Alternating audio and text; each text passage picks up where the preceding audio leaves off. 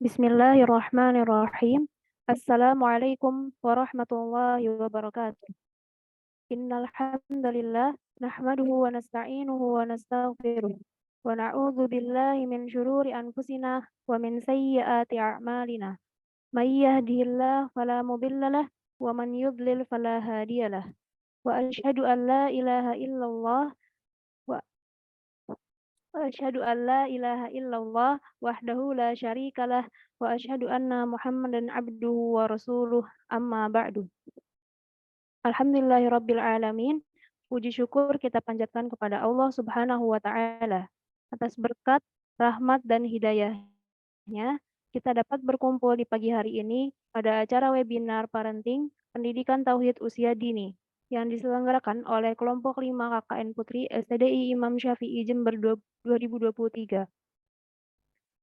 Salawat serta salam semoga selalu senantiasa tercurahkan kepada Nabi kita, Nabi Muhammad SAW, keluarga beliau, dan para sahabat beliau hingga akhir zaman. Sebelumnya, kami ucapkan ahlan wa sahlan kepada pemateri dan para peserta yang telah hadir di acara pagi hari ini. Pertama-tama, kami ucapkan terima kasih jazakumullahu khairan kepada HSI Abdullah Roy dan Madrasah Wanita Sholihah sebagai sponsorship acara kami KKN Putri Sekolah Tinggi Dirasat Islamiyah Imam Syafi'i Jember 2023. Dan tidak lupa kami ucapkan terima kasih atas dukungan dari media partner kami, yaitu Wulingi Mengaji, BEM STDISJ.Putri, mothergood.ly, benah_id, Paki STDIS.Putri, Abata_private, keluarga_robani, akhwatsalafiyah.id, dan maacourse.official. Perkenalkan, saya Salma, selaku MC yang akan memandu jalannya acara webinar pada pagi hari ini. Sebelum kita memasuki acara utama, saya akan membacakan terlebih dahulu tata tertib peserta ketika berada di ruang Zoom.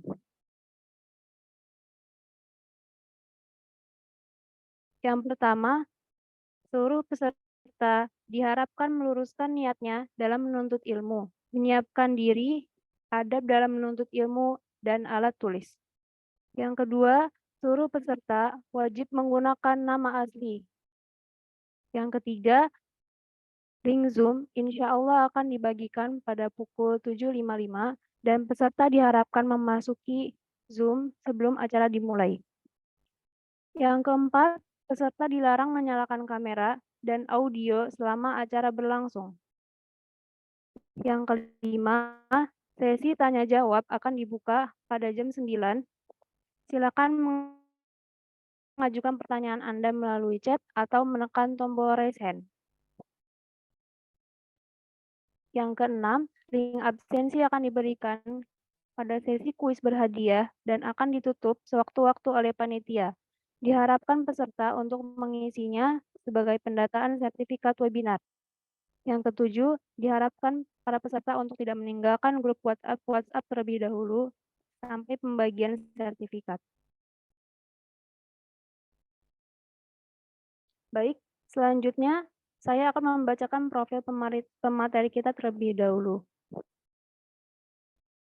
Beliau bernama Abu Salma Muhammad, yang saat ini beliau berdomisili di Cinere, Depok, Jawa Barat, dan aktif memberikan kajian di sekitar tempat tinggalnya. Beliau mengenyam pendidikan S1 Biologi di Institut Teknologi 10 November Surabaya, dan beliau juga pernah mengenyam pendidikan di Arabic Course Ma'had Ali Al-Irsyad Surabaya. Beliau juga pernah mengenyam pendidikan di Ma'had Mahasiswa As-Sunnah Surabaya, dan kemudian beliau juga pernah mengenyam pendidikan di IISC International Islamic Study Center Surabaya. Kemudian beliau ada beberapa aktivitas, yaitu sebagai Ketua Yayasan Anak Teladan dan Pembina Komunitas Orang Tua Teladan. Kemudian beliau juga menjadi sekretaris di MDI Multaqo Duat Indonesia, Kemudian beliau juga menjadi pengampu grup Al-Wasatiyah wal I'tidal dan sejumlah grup lainnya. Kemudian beliau juga menjadi penasehat remaja masjid di sejumlah masjid di daerah Cinere dan sekitarnya.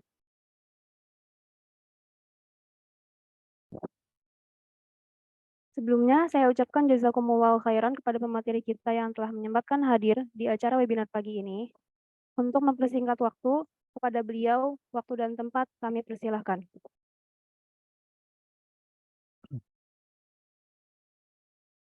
Nah, syukran ya, wa jazakillahu khairan.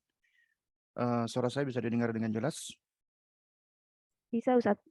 Jelas ya. Nah, alhamdulillah. Bismillah, assalamualaikum warahmatullahi wabarakatuh. Innal hamdalillah nahmaduhu wa nasta'inuhu wa nastaghfiruh wa natubu ilaih wa na'udzu billahi min syururi anfusina wa min sayyiati a'malina. May yahdihillahu fahuwal muhtad wa may yudlil falan tajida lahu waliyyan mursyida.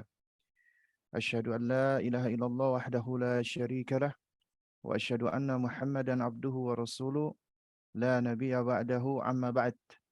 Fa inna asdaqal kalami kalamullah wa ahsanal huda huda Muhammadin sallallahu alaihi wa ala alihi wasallam wa syarrul umuri muhdatsatuha wa kullu muhdatsatin bid'ah wa kullu bid'atin dhalalah wa kullu dhalalatin finnar amma ba'du.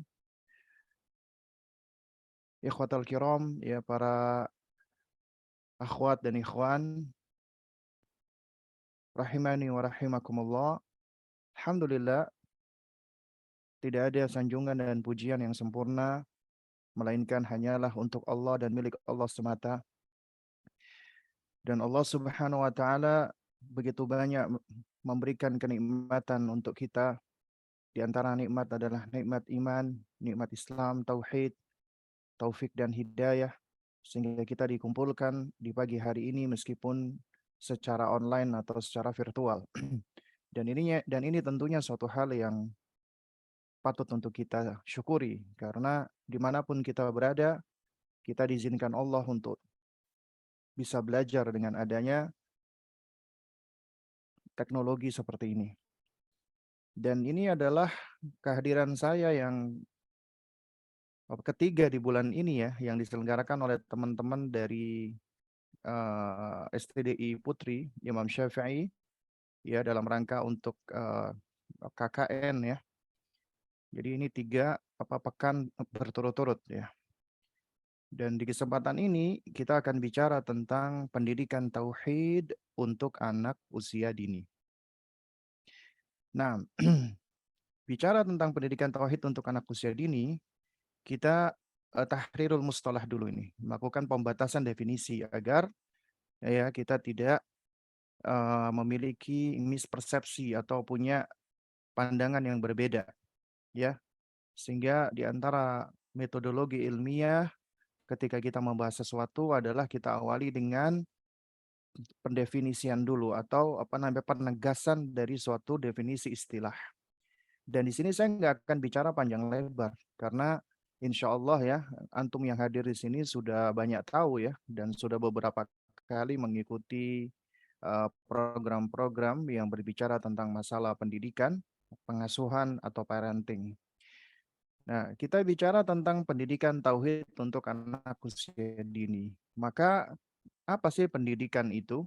Ya, karena ini kita pakai bahasa Indonesia, maka kita merujuk ke Kamus Besar Bahasa Indonesia, yaitu proses pengubahan sikap atau tata laku. Artinya, ada sikap atau tata laku yang diubah, ya. Baik itu individu, seseorang atau kelompok dalam rangka untuk mendewasakan manusia agar manusia menuju kepada kedewasaannya. Dan itu melalui upaya pengajaran dan pelatihan. Di dalam bahasa Arab seringkali kata pendidikan ini isinya dengan kata tarbiyah. Ya, dan apabila kita merujuk kepada keterangan para ulama kita, ahli bahasa tentang makna tarbiyah, hampir semuanya itu punya definisi yang serupa meskipun dengan lafaz yang berbeda-beda. Seperti contoh misalnya Al-Imam Al-Baydawi rahimahullahu ta'ala. Ketika mendefinisikan tarbiyah, beliau mengatakan yang namanya tarbiyah adalah tablighus syai' ya syai'an fa syai'an ila kamalihi, menghantarkan sesuatu sedikit demi sedikit sampai ke tingkat optimalnya, ya. Kemudian juga yang serupa disampaikan oleh Ar-Raghib Al-Asfahani, ya. Al-Imam Ar-Raghib Al-Asfahani, ya, salah seorang ulama ahli bahasa, beliau menjelaskan bahwasanya tarbiyah itu adalah insya'u syai' halan fahalan ila haddit tamam, yaitu ya menghantarkan sesuatu perilaku demi perilaku, tahapan demi tahapan hingga sampai ke tingkat optimalnya, tingkat tamam, ya, tingkat kesempurnaannya. Dan juga masih banyak yang disebutkan oleh para ulama-ulama kita, ya. Dan juga apabila kita merujuk kepada sisi bahasa dari kata tarbiyah, ya, kita nggak akan bicara panjang lebar, ya. Di sini saya akan ringkas. Di antara makna tarbiyah itu, kalau kita perhatikan, berasal dari kata apa namanya, roba yarbu, artinya nasya, berkembang. Ini sama akar katanya dengan kata riba sebenarnya. Nah, tapi di sini yang dimaksud adalah ada yang dikembangkan. Makanya tarbiyah itu adalah tansyiah, ya, tansyiatu, mengembangkan sesuatu. Demikian juga dia dikatakan berasal dari kata robiya yarba, ya, artinya nama yanmu, ya.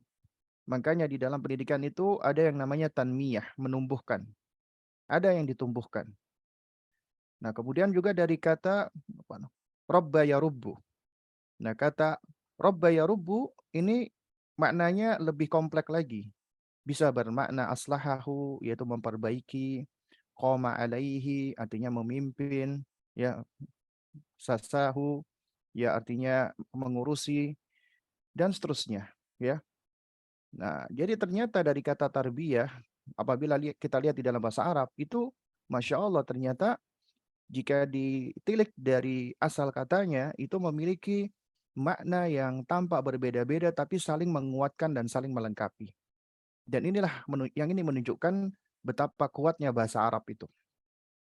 Ya, kalau di dalam bahasa Indonesia mungkin kita akan mendapatkan definisi, dan seringkali definisi-definisi yang kemukakan itu mungkin ya lebih sedikit sulit ya untuk dipahami daripada ketika kita menelaah pendefinisian apabila itu berasal dari kata bahasa Arab.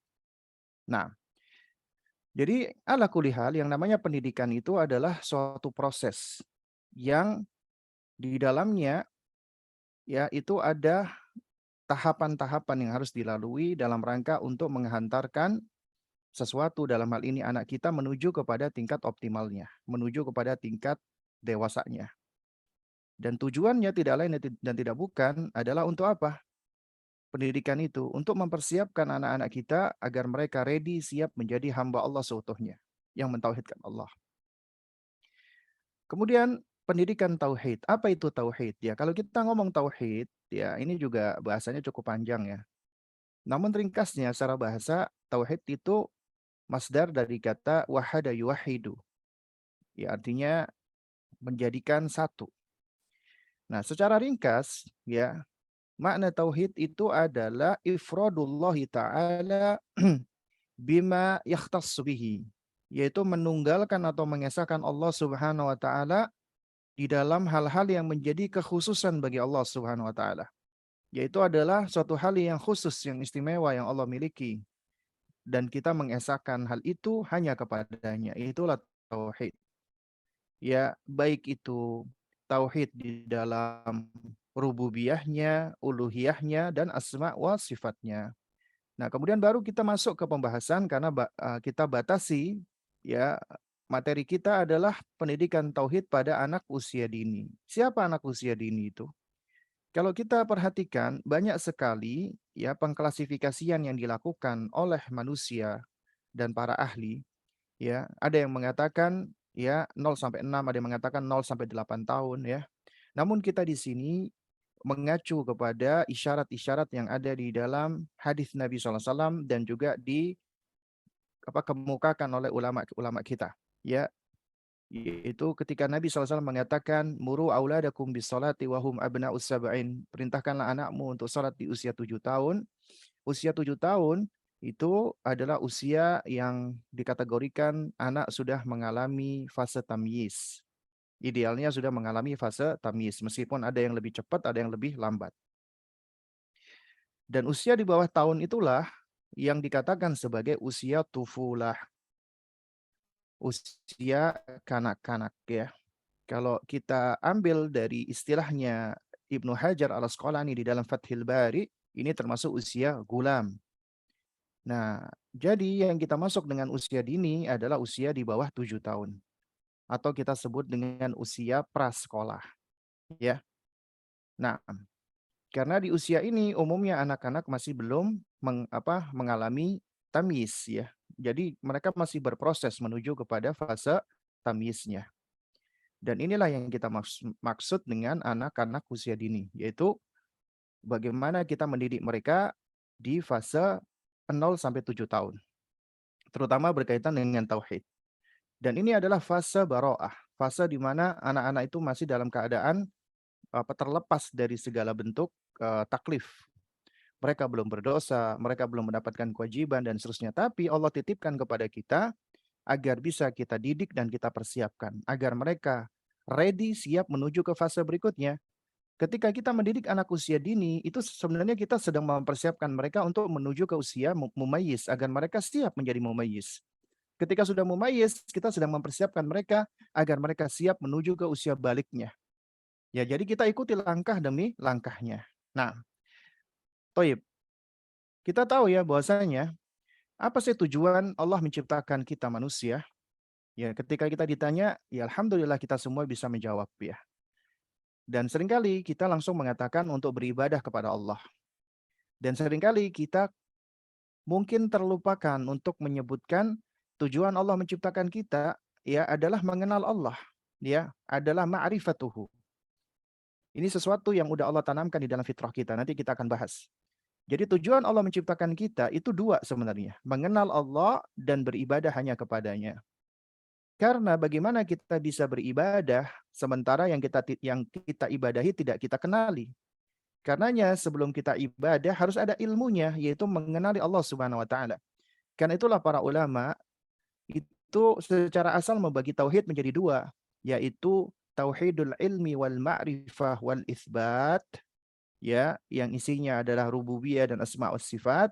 Baru kemudian adalah tauhidul amal wal qasdi wat talabi wal iradati, ya, atau tauhidul ibadah atau tauhid al-uluhiyah. Ya, jadi dari tujuan Allah menciptakan kita itulah ya kita mentauhidkan Allah. Yang pertama, tujuan Allah menciptakan kita untuk mengenalnya. Di antara dalilnya surat At-Tolaq ayat 12. Ya, surat At-Tolaq ayat 12. Allah Subhanahu wa taala berfirman, Allahul ladzi khalaqas sab'a samawatin wa minal ardi mithlahunna yatanazzalul amru bainahunna. Allah lah yang menciptakan 7 langit dan seperti itu pula bumi. Urusan atau perintah Allah berlaku kepadanya. Untuk apa? Lita'lamu, agar kalian tahu nih, supaya kamu mengetahui annallaha ala kulli syai'in qadir. Bahwa Allah berkuasa atas segala sesuatu. Allah menciptakan 7 langit, 7 lapis bumi, dan semua apa yang ada di dalamnya, dan semuanya tidak lepas dari urusan atau perintah Allah. Tujuannya ini semua agar kalian tahu Allah itu berkuasa atas segala sesuatu. Ya, wa annallaha qad ahata bikulli syai'in ilma. Dan sesungguhnya Allah ilmunya benar-benar meliputi segala sesuatu. Jadi tujuannya adalah lita'lamu, agar kalian mengilmui, agar kalian tahu. Allah itu yang berkuasa atas segala sesuatu. Oh, karena Allah yang menciptakan 7 langit dan 7 bumi tersebut. Dan Allah menciptakan semuanya. Dialah Rabbul Alamin. Nah, setelah kita ya mengetahui ini ilmu ini, maka berarti satu-satunya yang berhak untuk kita ibadahi hanyalah Allah. Itulah tauhidul amal. Dan di sinilah Allah terangkan, wa ma khalaqtul jinna wal insa illa liya'budun. Tidaklah aku ciptakan jin dan manusia kecuali untuk beribadah kepadaku. Kata Abdullah ibnu Abbas radhiyallahu taala anhuma, ay liyuwahhidun, yaitu dalam rangka untuk mentauhidkan Allah, yaitu di dalam ibadah, ya. Nah, dan tauhidul ibadah inilah yang menjadikan seseorang sebagai muslim. Nah, jadi tauhid itu menghimpun antara ilmu dan amal. Ilmu dan amal, ya. Mengenal Allah ilmu, beribadah amal. Jadi tauhid itu ilmu dan amal. Tugas kita adalah, ya, mendidik anak kita menghimpun dua hal ini agar mereka punya pengetahuan dan agar mereka mengamalkan pengetahuannya, ya. Nah, jika kita perhatikan, sebenarnya tujuan dari pendidikan Allah titipkan anak kepada kita. Kita tahu ini anak ini amanat dari Allah, milik Allah, bukan milik kita. Titipan dari Allah. Kelak dia akan mengambil anak kita kapan saja. Jangankan anak kita, diri kita pun juga sama demikian. Diri kita ini juga bukan milik kita, tapi milik Allah Subhanahu wa Ta'ala. Kita tidak memiliki apapun kecuali apa yang Allah titipkan kepada kita. Semuanya titipan dari Allah. Titipan itu berarti harus dijaga dan dipelihara. Itu amanat dari Allah. Siapa yang tidak menjalankan amanat, maka dia telah khianat. Nah, karena itulah Allah titipkan anak manusia kepada kita. Tujuannya untuk apa? Kita persiapkan agar anak ini bisa menjadi anak yang tahu tujuannya dia diciptakan Allah di muka bumi ini. Untuk, ya, kita koneksikan kembali, kita tautkan dan kaitkan kembali anak, ya, yang Allah titipkan, ya, di muka bumi ini agar dia bisa terpaut dan terkait lagi dengan penciptanya Allah Subhanahu wa Ta'ala. Jadi itu tugas kita. Jadi tujuan pendidikan sejatinya adalah mengaitkan dan menautkan anak dengan penciptanya. Ya, itulah esensi daripada kita mengajarkan mereka tauhid. Karena membangun koneksi anak kita dengan Allah Subhanahu wa Ta'ala.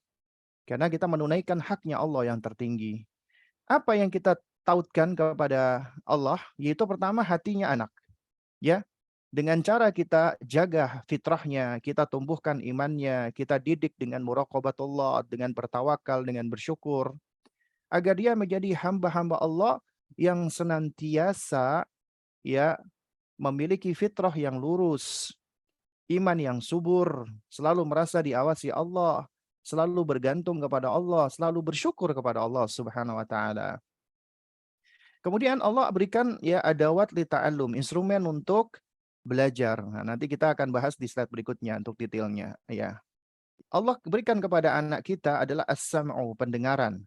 Maka tautkan dari semenjak pendengaran itu mulai mulai tumbuh dan berkembang, ya, dengan cara kita tasmi' wa talqin sedini mungkin dengan kalimat-kalimat thayyibah dan Al-Qur'an. Nah, dari pendengaran itulah anak akan belajar untuk bicara, untuk melafalkan sesuatu dari apa yang dia dengar. Karenanya kita tautkan lisannya dengan banyak mentalkin dan mengajarkan anak mengucapkan kalimat thayyibah, zikir, doa, dan berkata-kata yang baik. Kemudian baru kita tautkan anggota tubuhnya agar anggota tubuhnya digunakan olehnya dalam rangka untuk ketaatan ibadah, tidak untuk dalam rangka kemaksiatan. Dan itu harus dibangun dari semenjak dini, semenjak kecil. Nah, jadi Allah berikan kita alat nih, instrumen untuk mengenal dia, untuk mengenal Allah Subhanahu wa Ta'ala. Dan instrumennya itu sebenarnya bukan cuma 3, namun kita bahas, ya, 3 di antaranya. Nah, yang pertama Allah sudah berikan kepada kita fitrah. Yang kedua, Allah berikan kita akal dan indera, yaitu adawat li ta'allum, instrumen untuk belajar, pendengaran, penglihatan, dan pemahaman. Yang ketiga, Allah berikan kita naluri dan emosi. Ya, secara asal naluri itu sesuatu, ya, yang sudah Allah tanamkan, ya, ibaratnya human nature, ya, insting. Nah, instingnya manusia itu adalah meyakini adanya Tuhan. Ya, insting itu akan muncul apabila ada penstimulasinya, ya. Nah, karenanya Allah juga berikan kita emosi. Emosi kita macam-macam. Ada yang positif, ada yang negatif. Karena Allah memberikan kita kemampuan untuk bisa memilah-milah mana yang baik, mana yang buruk, mana positif, mana yang negatif. Ada ketakutan, kekhawatiran, kemarahan, ada kebahagiaan, ketenangan, dan seterusnya. Itu emosi yang Allah berikan. Dan itu sebenarnya adalah instrumen untuk kita bisa semakin mengenal Allah Subhanahu wa taala. Ya. Nah, baik, kita singgung sedikit tentang fitrah karena ini bekal yang pertama kali Allah Subhanahu wa taala berikan kepada kita manusia. Jadi kita tidak diciptakan Allah dalam keadaan tidak membawa sesuatu apapun sama sekali. Tapi Allah udah bekali kita sesuatu yang istimewa. Apa itu? Fitrah, ya. Jadi Allah udah berikan kita sesuatu yang paling istimewa. Nah, baik. Nah, kita bicara tentang fitrah dulu ini. Fitrah itu, kata fitrah itu sendiri disebutkan di dalam Al-Qur'an ya dengan kata fitrah ya. Karena kalau dari akar katanya banyak ya kata fitrah ini ya, dari kata apa fatara ya. Itu bisa bermakna khalaqa, menciptakan, dan bisa juga bermakna syaqqa, membelah ya. Nah, tapi kata fitrah itu sendiri itu disebutkan di dalam surat Ar-Rum ayat 30. Allah Subhanahu wa taala berfirman, "Fa'akim wajhaka lid-dini hanifah." Maka hadapkanlah wajahmu dengan lurus kepada agama Allah yang hanif, agama yang hanif ini. Nah, kemudian Allah menyebutkan, "Fitratallahi allati fataran nas 'alaiha." Ya tetaplah di atas fitrah Allah yang Allah telah menciptakan manusia menurut fitrah atau berada di atas fitrah tersebut. La tabdila li khalqillah, tidak ada perubahan pada ya fitrah atau penciptaan Allah tadi. Dzalika dinul qayyim walakinna aktsaran nasi la ya'lamun. Itulah agama yang lurus tapi kebanyakan manusia tidak mengetahuinya. Nah, kata Al-Hafidz Ibnu Katsir rahimahullah, ketika beliau ya menafsirkan frase fitratallahi allati fataran nasa 'alaiha, beliau mengatakan fa innahu ta'ala fatara khalqahu 'ala ma'rifatihi wa tauhidihi wa annahu la ilaha ghairuh. Sesungguhnya Allah Subhanahu wa taala menciptakan hambanya sudah berada di atas ma'rifatullah, mengenal Allah, wa tauhidullah, mentauhidkan Allah, dan meyakini la ilaha ghairuhu, tidak ada sesembahan yang hak kecuali Allah Subhanahu wa taala semata. Dengan kata lain, fitrah kata Ibnu Katsir di sini adalah ma'rifatullah dan tauhidullah dan meyakini tidak ada sesembahan yang hak kecuali Allah. Kemudian kalau kita perhatikan ya makna fitrah di dalam hadis Nabi yang mulia alaihi salatu wassalam, ya Nabi SAW bersabda, kullu mauludin yuladu 'alal fitrah fa abawahu yuhawidanihi aw yunassiranihi aw yumajjisanihi. Setiap bayi yang dilahirkan itu sudah berada di atas fitrah. Nah, tapi kedua orang tuanya yang menyebabkan anak itu keluar dari fitrahnya menjadi Yahudi, Nasrani atau Majusi. Nah, kata Imam Nawawi rahimahullah, wal asa anna ma'nahu anna kulla mauludin yuladu mutahayyi'an lil Islam. Ya, menurut pendapat yang paling tepat, yang sahih dari hadis ini, maknanya adalah semua bayi yang lahir itu sudah memiliki kecondongan kepada Islam. Karenanya semua bayi yang dilahirkan itu semua udah dalam keadaan Muslim, membawa keimanan. Ya, meskipun bayinya orang kafir di dunia dia dihukumi sebagaimana agama orang tuanya, ya, tapi ketika dia meninggal dunia, memang ada khilaf ya, tapi jumhur ulama berpendapat mereka masuk surga. Ya meski ada juga yang berpendapat sebagaimana pendapatnya Ibnu Taimiyah dan dikuatkan pula oleh bin Bas ya, rahimahumallahu taala, bahwasanya mereka akan apa namanya? Yumtahanuna ya fi yaumil qiyamah. Mereka akan diuji lagi oleh Allah di hari kiamat. Nah, Nah, jadi kalau kita perhatikan secara asal nih, anak-anak kita ngomong nih tentang pendidikan tauhid. Ya, kadang-kadang ada orang tua yang bingung, clueless. Ya, gimana cara ngajarin tauhid? Aduh, susah banget ngajarin tauhid. Ya, padahal sebenarnya tugas kita itu nggak perlu ya apa namanya menanamkan sesuatu. Kita cuma perlu menumbuhkan dan menyuburkan. Karena mereka sudah berada di atas iman dan tauhid. Tugas kita jaga tauhidnya. Nah, tauhid ini bisa dijaga tentunya dengan apa? Dengan kalamullah wa kalamu Rasulillah. Dengan kita senantiasa berpegang dengan firman Allah dan sabdanya Nabi yang mulia alaihi wasallam, itulah yang akan menjaga fitrah. Karenanya secara asal anak itu sudah bertauhid kepada Allah Subhanahu wa taala. Ya, Syekh ya Alawi bin Abdul Qadir As-Segaf, ya. Salah seorang ulama ahli sunnah yang juga keturunan dari apa namanya, Ba'alawi, ya, atau orang Indonesia ngomongnya habaib, ya, tapi beliau adalah seorang Sunni Salafi. Beliau admin dari website, ya, apa namanya, Durarus Saniyah, dan punya beberapa kitab yang bermanfaat.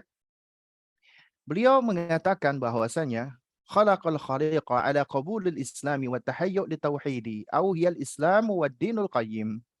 Allah sudah menciptakan watak tabiat manusia untuk menerima Islam, condong kepada tauhid. Dengan kata lain, fitrah itu adalah Islam dan agama yang lurus. Dan yang menarik, ya, Syekhul Islam Ibnu Taimiyah rahimahullahu taala, ya. Beliau pernah mengatakan bahwasanya anna tiflah khuliqa saliman minal kufri 'ala al-mitsaqi alladhi akhadahu Allah 'ala dzurriyyati Adam hina akhrajahum min sulbihi. Anak itu diciptakan bersih, selamat dari kekufuran. Artinya nggak ada anak itu diciptakan dalam keadaan sudah kafir, nggak ada. Tapi malah bersih. Beda sama keyakinan orang-orang apa namanya, Nasrani, yang meyakini manusia itu udah membawa dosa, ya, dosa turunan. Jadi cara menebusnya harus meyakini Yesus menurut mereka, ya. Nah, dan menurut penelitian, ketika para ahli melakukan penelitian, ya, mereka juga meyakini setelah ada riset, ternyata anak itu sudah membawa namanya kebaikan bawaan, innate goodness gitu loh. Ya. Nah, jadi apa yang diterangkan oleh para ulama kita ini adalah bukan suatu hal yang hanya sekedar klaim, tapi memang ternyata ketika diteliti demikian kenyataannya. Jadi anak itu diciptakan selamat dari kekufuran. Sesuai dengan apa? Perjanjian yang Allah ambil kepada anak keturunan Adam sebelum Allah keluarkan dari sulbi mereka. Karena ketika kita masih belum berupa sesuatu apapun, masih berada di alam ruh, Allah sudah mengambil perjanjian dengan kita. Allah bertanya kepada kita, alastu bi rabbikum, bukankah aku ini adalah Rabbmu? Bala, iya ya Allah. Ya, apa namanya? Syahidna, kami menyaksikan, kami menjadi saksi atas hal tersebut gitu loh. Nah, oleh karenanya yang menarik, ya, di dalam apa namanya? Syarhul Lamiyah, ya, itu dari kumpulan apa namanya, dari karya Syekhul Islam Ibnu Taimiyah rahimahullah, ya. Beliau di dalam kaidah pertama di dalam kitab, ya, Syarhul Lamiyah mengatakan al aslu fi jami'in nas huwa tauhid. Asalnya semua manusia itu berada di atas tauhid, ya. Seluruh manusia itu berada di atas tauhid. Ini kaidah yang pertama yang beliau sebutkan di dalam kitab Syarhul Lamiyah. Nah, oleh karenanya, ya, asal dari fitrah itu adalah salamah, keselamatan, ya. Ini juga nih yang diterangkan oleh Al-Allamah Bakar Abu Zaid rahimahullahu taala di dalam kitab yang namanya Al-Madkhal Al-Mufassal. Beliau mengatakan innal asla fil fitrati huwas salamah. Sesungguhnya asal di dalam fitrah itu adalah keselamatan. Ya, artinya secara asal fitrahnya manusia itu, ya, adalah menunjukkan manusia itu bersih dari segala bentuk penyimpangan, keburukan, dan kejelekan.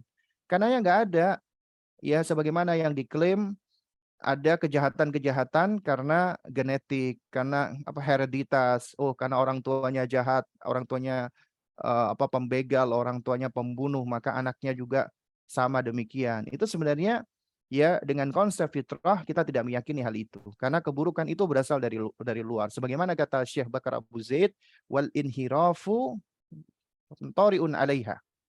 Ya, sementara penyimpangan itu adalah suatu hal yang, ya, berasal dari luar, yang muncul dari luar.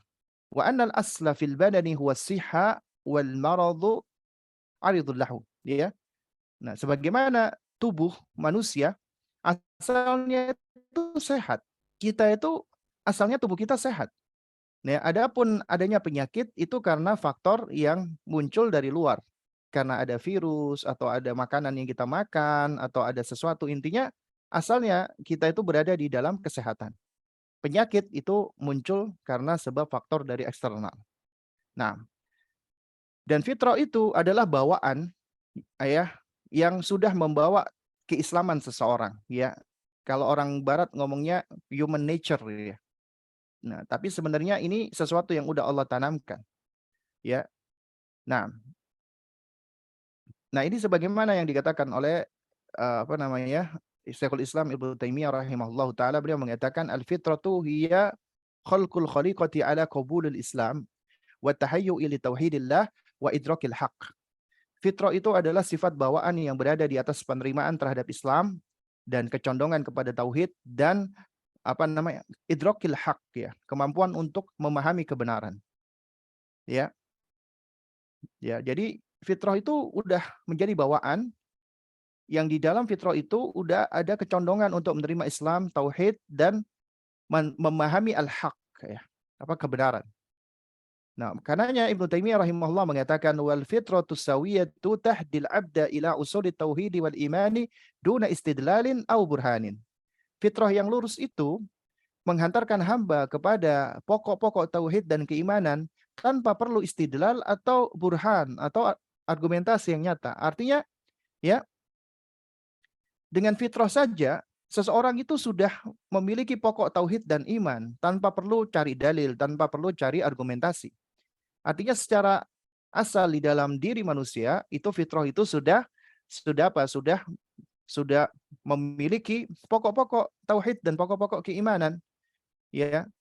Nah, kemudian beliau mengatakan wal qulubu mafturatun 'alal iqrari bihi subhanahu a'dhama min kauniha mafturatan 'alal iqrari bi ghairihi minal mawjudat. Kama qalatir rusul afillahi syak, ya, fatiris samawati wal ardi. Hati-hati manusia itu diciptakan tujuannya untuk ikrar, menetapkan atau mengakui Allah Subhanahu wa taala, ya. A'dhama min kauniha mafturah 'alal iqrari bi ghairihi minal mawjudat. Ya, yang mana ini lebih besar daripada mengakui selain Allah dari makhluk-makhluk yang ada. Ya. Maksudnya Allah menciptakan hati, hati itu Allah ciptakan qalbun itu adalah untuk, ya, mengenal Allah, meyakini Allah, ya. Dan apa namanya? Asal penciptaan dari hati ini yang untuk mengenal Allah, mengagungkan Allah, itu sebenarnya lebih, ya, a'dham, ya, lebih besar, ya, daripada apa namanya? Hati seseorang yang dia apa namanya? Kayak apa namanya? Menetapkan makhluk-makhluk lainnya selain Allah, ya. Jadi orang-orang yang meyakini adanya Tuhan-Tuhan atau sembahan selain Allah itu sejatinya, ya, mereka sedang merusak hatinya, ya, dan mereka sedang mengotori fitrahnya dan itu tidak akan menghantarkan kepada ketenangan, ya. Makanya para rasul mengatakan afillahi syak, ya, apakah kepada Allah kalian ragu, padahal Allah fatiris samawati wal ard, Allah lah yang menciptakan langit dan bumi, ya. Karena sejatinya orang-orang musyrik itu mereka adalah orang-orang yang dirundung dengan keraguan-raguan. Nah, oleh karenanya keyakinan adanya pencipta itu adalah perkara yang fitrawi, doruri, yang aksiomatik. Ya, artinya aksiomatik itu suatu hal yang sudah nggak perlu lagi dicari argumentasi atau dalilnya, seperti matahari, ya, seperti api itu panas, ya, es itu dingin. Artinya nggak perlu lagi diteliti gitu loh. Itu perkara aksiomatik. Makanya beliau mengatakan al-iqraru wal i'tirafu bil khaliqi fitriyun daruriyun fi nufusin nas. Ya, pengakuan penetapan dan pengakuan tentang pencipta itu fitrawi, yang aksiomatik, yang sudah tertanam di dalam jiwa. Wa in kana ba'dun nasi qad yahsulu lahu ma yufsidu fitratahu hatta yahtaj, ya, ila nadharin tahsulu lahu bihi al-ma'rifah. Meskipun ada sebagian manusia ketika dia fitrahnya rusak, ya, dia mengalami kerusakan fitrah, akhirnya dia butuh untuk melakukan, ya, nadhar, penelitian, agar dia bisa memperoleh kembali yang namanya ma'rifah, pengenalan. Jadi mereka-mereka yang menetapkan Allah dengan cara observasi itu karena fitrahnya mengalami apa kerusakan. Karena secara asal ketika fitrah itu masih sehat, nggak perlu melakukan penelitian, ya. Dia udah meyakini bahwasanya Ya, Tuhan itu ada, pencipta itu ada, ya. Nah, oleh karena Ibnu Taimiyah rahimahullah taala beliau berkata, ya, bayantu anna aslal ilmi al-ilahi fitriyun daruriyun. Ya, aku telah jelaskan bahwasanya pokok ilmu tentang ketuhanan itu adalah perkara yang fitrawi aksiomatik. Wa annahu asyaddu rusukhan fin nufusi min mabda'il ilmi riyadhi. Dan hal ini, ya ilmu ini adalah sesuatu yang tertanam dengan kuat, yang mengakar kuat di dalam jiwa manusia lebih kuat daripada ya pondasi ilmu matematika. Ya, ilmu riyadhi itu artinya ilmu apa namanya matematika. Kaqaulina ya seperti ucapan kita, innal wahida nisful itsnaini. Ya, angka satu itu adalah separuh dari dua. Itu suatu hal yang aksiomatik. Ya, karena ya apa namanya? Jadi satu itu ya separuh dari dua. Artinya kalau kalau dua dibagi dua itu adalah satu, ya. Atau wa mabda'il ilmi tabi'i atau seperti ya pondasi ilmu fisika ka qaulina innal jisma la yakunu fi makanaini, ya, bahwasanya tubuh atau fisik jasmani seseorang tidak mungkin berada di dua tempat sekaligus, ya. Kalau di sini ya berarti di sini, di sana berarti di sana. Nggak mungkin aku di sini dan di sana, mustahil. Ya, ini adalah ilmu logika sederhana yang mendasar. Nah, jadi demikianlah fitrah manusia yang menunjukkan keberadaan Tuhan itu aksiomatik gitu loh. Nah, coba kita lihat ucapan Al-Hafidz Ibnu Qayyim rahimahullahu taala, ya. Murid dari Syekhul Islam Ibnu Taimiyah rahimahullah. Beliau mengatakan idzan, ya, thabata anna fil fitra, ya, ini ada salah ini, ya. Anna fil fitrati quwwatan taqtadi, ya, talaba ma'rifatil haqqi wa itharihi ala maswah. Jadi suatu hal yang sudah tetap valid bahwasanya fitrah itu konsekuensinya mengajak kepada mengenal kebenaran, ya, dan lebih memprioritaskan ya kepada kebenaran tersebut. Wa anna dzalika hasilun markuzun fiha min ghairi ta'limil abawaini wala ghairihima. Ya. Dan yang demikian ini ya muncul sebenarnya sudah tertanam di dalam dirinya tanpa perlu adanya pembelajaran dari orang tua atau selainnya. Ya. Jadi maksudnya ya mengenal tentang al-haq, mengenal tentang adanya pencipta itu sesuatu yang sudah tertanam. Meskipun nggak perlu diajarin orang tuanya. Tuhan itu ada, nak. Artinya anak itu secara asal sudah meyakini Tuhan itu ada gitu loh. Bahkan kata Ibnu Qayyim rahimahullahu taala, "Bal law furidha anna al-insana tarabba wahda, thumma aqala wa mayyaza." Ya. Bahkan taruhlah sekiranya ini ada manusia, anak-anak nih, yang dia terdidik dengan sendirinya. Misalnya dia terdampar di sebuah pulau sendirian dia. Ya. Kemudian ya aqala wa mayyaza. Kemudian akhirnya ya tumbuh, dia akalnya bertumbuh karena manusia itu pasti akan bertumbuh akalnya. Wa mayyaza, dan kemudian dia juga punya kemampuan untuk melakukan tamyiz. Apa namanya? Memilah-milih. Maka la wajada nafsahu ma'ilatan ila dzalika. Maka dia akan dapati jiwanya condong kepada hal ini, yaitu kepada fitrahnya, yaitu kepada keyakinan ya untuk apa namanya? Meyakini adanya Tuhan tadi. Ya'lamu annal haditsa la budda lahu min muhditsin. Ya, dia tahu bahwasanya sesuatu yang ada pasti ada yang mengadakannya. Dirinya ada, nggak mungkin ada dengan sendirinya, pasti ada yang mengadakannya.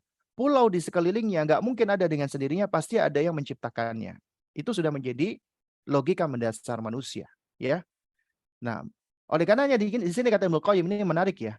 Fahuwa yaltafitu idza dzuriba min khalfihi. Dia akan menoleh ke belakang apabila dia dipukul dari belakangnya.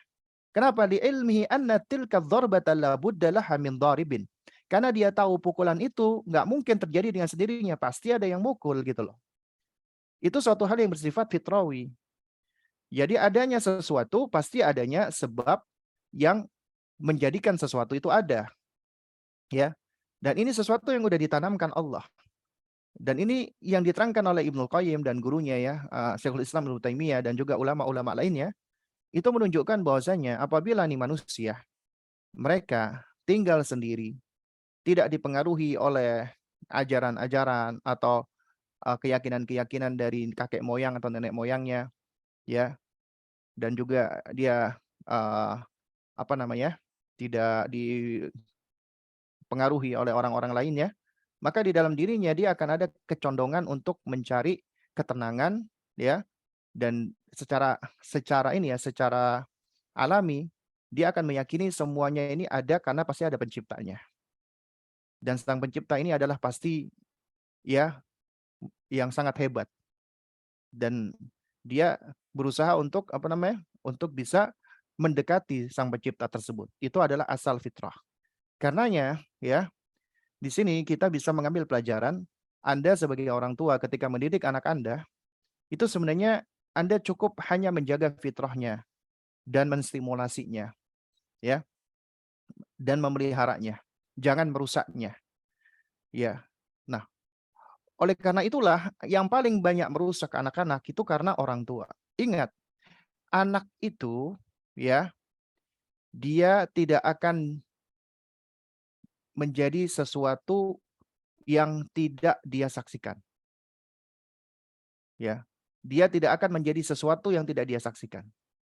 Dengan kata lain, ya, dia akan mengikuti sesuatu yang dia lihat, yang dia saksikan. Jadi apabila orang tua tidak pernah menunjukkan, mencontohkan ya hal-hal yang dapat merusak fitrahnya, maka fitrahnya tidak akan rusak.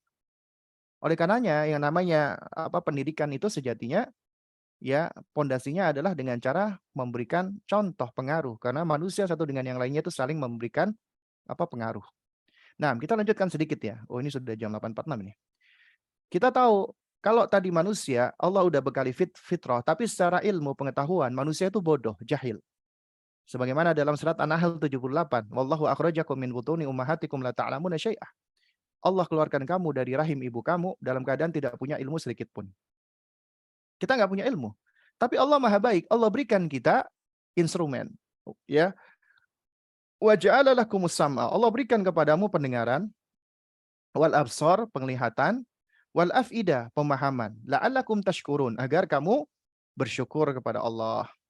Allah berikan kepada kita pendengaran, penglihatan, pemahaman. Di dalam Al-Quran, Allah ketika menyebutkan indera ini selalu berurutan. Ya, pendengaran dulu, penglihatan dulu, baru pemahaman. Coba kita lihat apa yang disebutkan oleh Ibnu Katsir rahimahullah. Ya, beliau ketika menafsirkan ayat ini mengatakan, ay annallaha ya akhraja ibadahu min butuni ummahatihim la ya'lamuna syai'ah. Yaitu Allah mengeluarkan hamba-hambanya dari rahim ibu-ibu mereka dalam keadaan tidak mengetahui sesuatu apapun. Kemudian ya yarzuquhum as-sam'a alladhi yudrikuna al-aswata. Kemudian Allah berikan kepadanya indera pendengaran yang dengan pendengaran itu manusia bisa memahami suara. Coba Anda perhatikan. Ibnu Katsir tidak mengatakan alladzi yasma'una al-aswat. Ya, yang dengan pendengaran manusia bisa mendengar suara, tidak, tapi yudrikun, memahami. Karena suara yang didengar manusia ada yang bisa dipahami, ada yang tidak bisa dipahami. Anda mendengarkan suara saya, Anda bisa memahami. Itu karunia yang Allah berikan. Allah berikan kita kemampuan berbahasa, berkomunikasi. Ya, dan ini sebenarnya kalau mau dikupas panjang ya. Namun waktu kita nggak cukup untuk kita kupas panjang lebar. Jadi kita bahas ringkas-ringkas saja.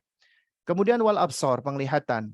Allati biha ya yakhussunal mar'iyat. Indra penglihatan yang dengannya ia dapat ya sensing secara visual pemandangan-pemandangan yang ada. Artinya bukan cuma melihat. Jadi di sini tuh ada sense. Kita itu bisa melihat sembari membeda-bedakan warnanya, teksturnya, bentuknya, ukurannya, dan seterusnya. Dengan adanya kemampuan kita untuk melihat secara visual dan kita mampu sensing hal tersebut, kita akhirnya bisa membeda-bedakan objek. Dan dengan kemampuan ini kita bisa memberikan nama atau sifat kepada objek tersebut. Oh, ini meja, oh ini laptop, oh ini kacamata ini dan seterusnya.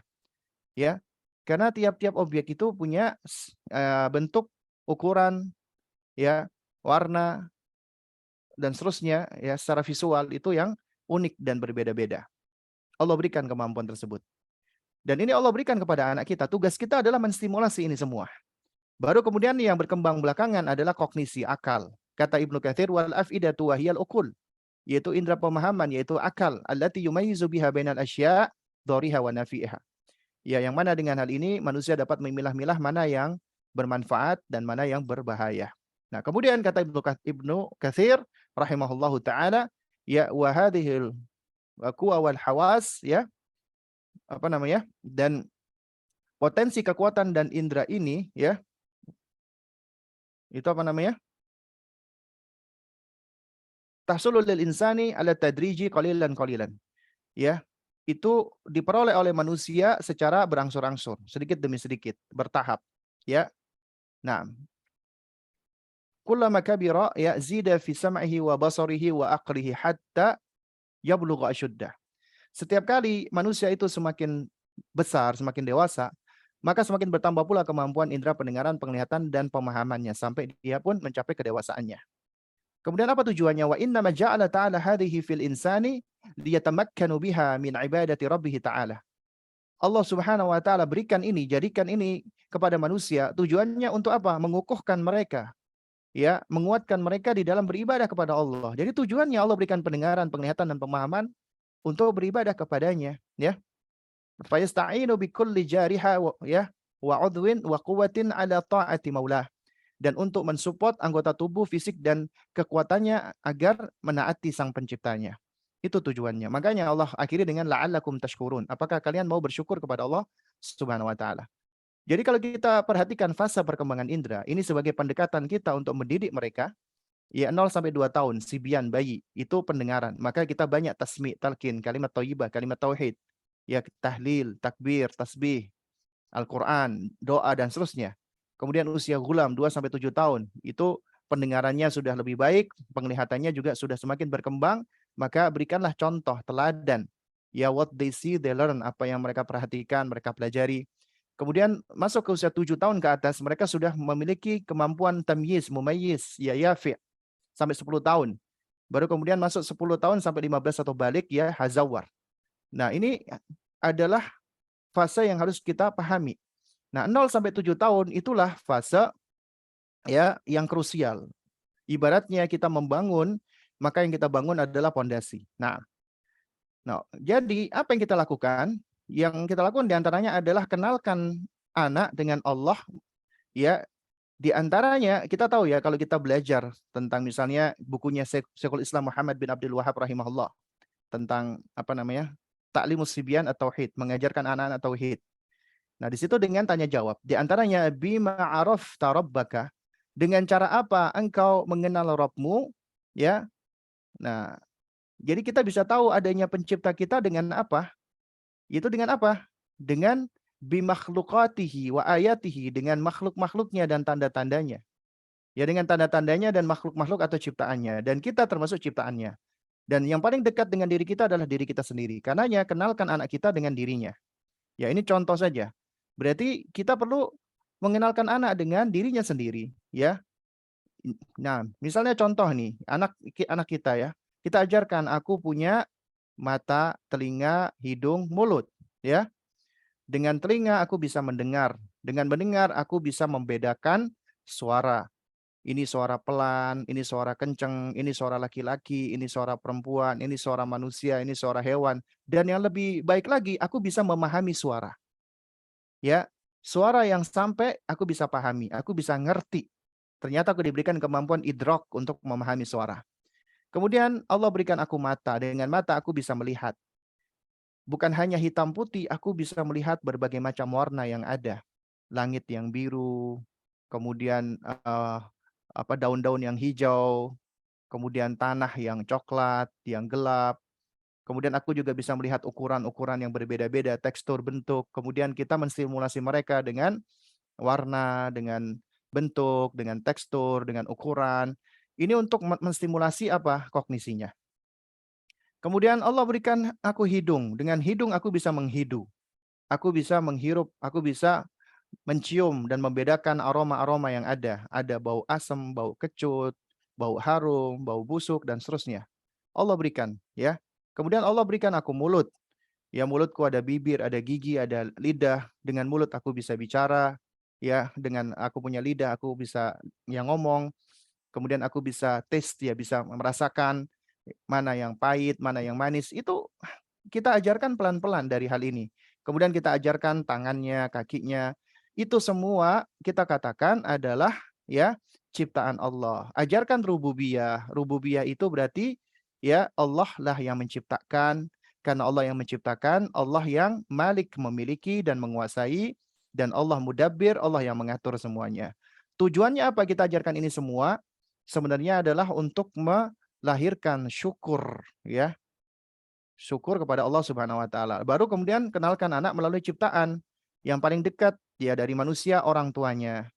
Kita abinya, uminya, kemudian saudara-saudaranya, kakek neneknya. Kemudian kita kenalkan dengan sekelilingnya. Rumah apa yang ada di dalamnya. Rumah ini manusia yang buat. Tapi sejatinya yang menyediakan bahan-bahannya Allah. Kita nggak bisa nak membuat batu bata. Ya, batu bata itu berasal dari tanah. Kita nggak bisa menciptakan tanah. Tapi kita bisa mengumpulkan apa yang Allah berikan, kemudian kita bentuk. Artinya manusia cuma bisa membentuk ulang, ya, nggak bisa menjadikan sesuatu yang nggak ada menjadi ada. Kemudian sekeliling ada taman, kemudian ajak melihat langit, matahari, kemudian hewan, laut, pantai, gunung, seterusnya. Ya, itu adalah proses untuk mengenalkan anak dengan penciptanya, untuk menstimulasi indera-inderanya. Nah, ya ini karena waktu sedikit ya. Kemudian baru kenalkan anak melalui Al-Qur'anul Karim. Nah, ini ada bahasanya khusus ya. Baik, karena waktu kita langsung menuju ke pijakan-pijakan untuk mendidik anak usia dini tentang tauhid. Pertama, fokus utama Anda di anak usia dini adalah pendidikan hati. Karena pondasi ibadah adalah pendidikan hati sebelum ibadah fisik. Nabi perintahkan anak sholat 7 tahun. Artinya sebelum 7 tahun itu usia preparasi. Membangun pondasi agar anak ready. Ya. Nah, ibadah hati tertinggi adalah mahabbatullah. Dan inilah yang akan menjadi motor penggerak ibadah. Yang namanya mubadarah, inisiatif anak mau sholat, nggak perlu disuruh-suruh, itu berangkat dari mahabbatullah. Ini mesinnya. Ini motor penggeraknya. Dan mahabbatullah ini tidak akan terbentuk tanpa ma'rifatullah. Tanpa ya mengenal Allah. Dan mengenal Allah itu kita ajak mereka untuk memperhatikan ayat kauniyah dan ayat kauliyah. Yaitu ayat ciptaan Allah dan ayat Al-Quran.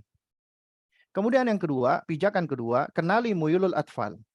Ya, sifat-sifat, karakteristik, dan kecenderungan anak. Karena mendidik itu bagian dari dakwah. Dakwah itu harus apa? Harus mura'atu ahwalil mad'uin. Ya, mura'atu ahwali mutarabbiyin. Harus memperhatikan kondisi objek pendidikan kita. Usianya, bagaimana kemampuan memahaminya, kemudian waktunya, dan seterusnya. Nah, ingat, usia dini itu mereka punya sifat-sifat yang berbeda dengan sifat usia lainnya. Kita harus kenali ini. Usia gula misalnya, itu usia baro'ah. Mereka belum berdosa saat melakukan kesalahan atau meninggalkan kewajiban. Ya, karenanya jangan diancam-ancam, ditakut-takuti, kamu dosa kamu, jangan. Ya, itu masih belum waktunya. Kemudian ini fase marah, walaib. Saatnya fasenya mereka bersenang-senang, bermain. Karena bermain dan bersenang-senangnya mereka itulah belajarnya mereka. Kemudian fase muhakah, mimikri, mencontoh. Dan mereka pengcopy paste yang hebat. Ya. Kemudian juga fase nasyiah, sedang bertumbuh dan berkembang. Tubuhnya, mentalnya. Tubuhnya ya secara fisiologis, tulang, otot, saraf itu sedang berkembang. Makanya mereka nggak bisa diam, butuh bergerak. Kasratul harokah. Sedang bertumbuh pula mentalnya, emosi, psikis. Jadi mereka sedang mengenali diri dan belajar merespon. Makanya mereka masih egosentris ya. Mereka seringkali masih suka inat, ngeyel dan seterusnya. Kemudian fase naqo awas-safa, bersih dan murni, fitrah hati dan akalnya. Artinya mereka masih melihat segala sesuatu itu asalnya hitam putih. Salah, benar, ya, dan mereka belum tahu yang namanya dusta, bohong. Mereka belajar perbuatan ini dari apa? Dari orang tuanya atau dari lingkungan sekitarnya. Kemudian fuduli, curiosity, rasa ingin tahu yang begitu besar. pengen tahu ini, pengen tahu itu. Kemudian juga masih apa namanya markaziyatud dzat ya, egosentris. Kemudian masih jahil, banyak nggak taunya, memang asalnya bodoh. Kemudian mereka belajar. Kemudian apa namanya? Tabarrom ya, artinya mereka gampang bosan. Itu kecenderungan manusia, gampang bosan apalagi anak-anak dengan fokus konsentrasi yang pendek. Kemudian apa? Apa namanya? Tafkirul mahsus wal malmus. Artinya metode berpikir mereka itu konkret. Mereka belum begitu bisa memahami yang abstrak ya. Kemudian pijakan yang ketiga, banyak berikan contoh dan keteladanan. Ya. Dan anak usia dini fase mereka itu observer, pengamat dan pencontoh, penduplikasi. What they see they learn. Ya, itu Syekh Dr. Ahmad Farid di dalam At-Tarbiyah ala Manhaji Ahli Sunnah wal Jamaah mengatakan innal manahija wan nadhariyati at-tarbawiyati fi hajatin da'imatin ila ma yutabbiquha wa ya'malu biha. Sesungguhnya kurikulum dan teori-teori pendidikan itu selalu butuh adanya seseorang yang menerapkan dan mempraktekannya. Wa biduni dzalika tadhillu tilkal manahiju wan nadhariyatu hibran ala waraqin. Tanpa ada ya orang yang mempraktekkan, menerapkan, maka kurikulum dan teori ini cuma sekedar tinta di atas kertas. Ya, la tatahaqqaqu ya jadwaha ma lam tatahawwalu tilkal manahiju ila sulukin amaliyyin yasiru alaihi al-ifrad ya al-afradu fi tasarrufatihim wa masyairihim wa afkarihim. Ya. Nah, yang mana kegunaannya tidak akan terrealisasi selama kurikulum itu tidak bertransformasi menjadi perilaku praktis yang bisa diikuti oleh individu di dalam perilaku, perasaan, dan pikiran mereka. Nah, kemudian pijakan keempat, selalu koneksikan anak dengan Allah dalam aktivitasnya. Ya, karena tujuan pendidikan adalah untuk membangun koneksi alaqah antara anak dengan Allah. Makanya koneksikan anak di dalam segala aktivitasnya. Misalnya ajak selalu memperhatikan ya dan mengamati sekeliling ciptaan Allah.